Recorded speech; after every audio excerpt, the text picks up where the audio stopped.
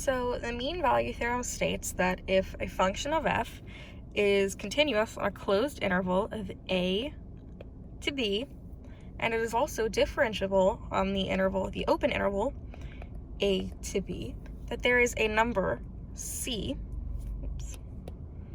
There is a number c in the interval that says f prime evaluated at c is equal to f evaluated at b minus f evaluated at a all over b minus a. Now for the proof. So the equation of the secant line passes through the points a, f evaluated at a, and b, f evaluated at b.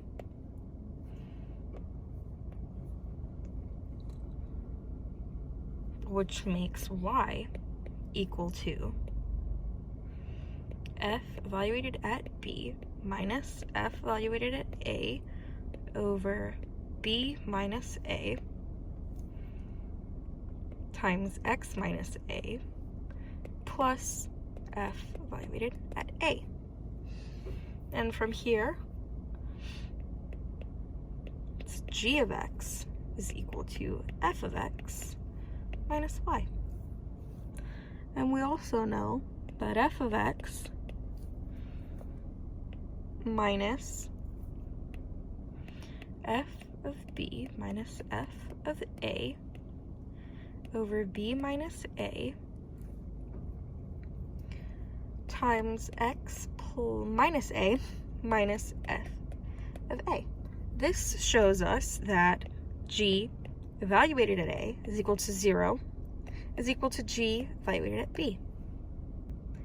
Mean value theorem can be applied to show that if there is a secant line, there is at least one point, which would be our c, that makes one line tangent parallel to the secant line.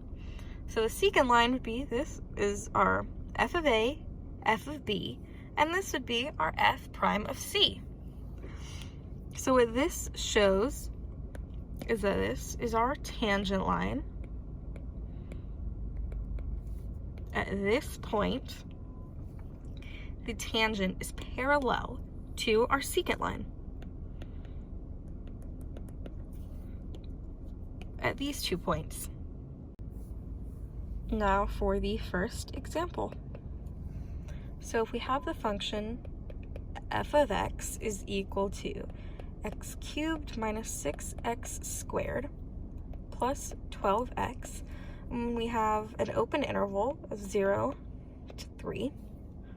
First, we know that this is a and this is b, so we'll first want to evaluate f at b, which is 3 cubed minus 6 times 3 squared plus 12 times 3, which then comes out to be 27 minus 54 plus 36, which then equals 9. Next, we'll do f evaluated at a. So it is 0 cubed minus 6 times 0 squared plus 12 times 0. And of course, we know that this is 0. So now to plug it back in to this,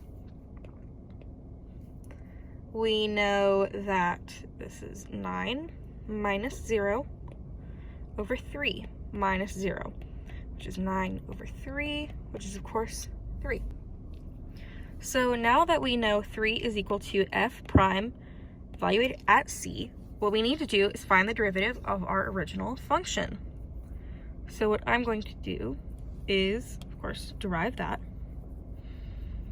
which comes out to be f prime of x is equal to 3x squared minus 12x plus 12. Of course, we're going to set this equal to 3. So of course, we'll want to get this over to this side and simplify it as much as we can, which is then x squared minus 4x plus 3, which comes out to be x is equal to 1. this then factors out to be x minus 1, x minus 3. So of course, x is equal to 1 and x is equal to 3. Now if you remember, we have an open interval from 0 to 3. So 3 is not included in this interval. So C is 1. And it's C because in our original function, we're looking for f prime of C is equal to f of b minus f of a over b minus a.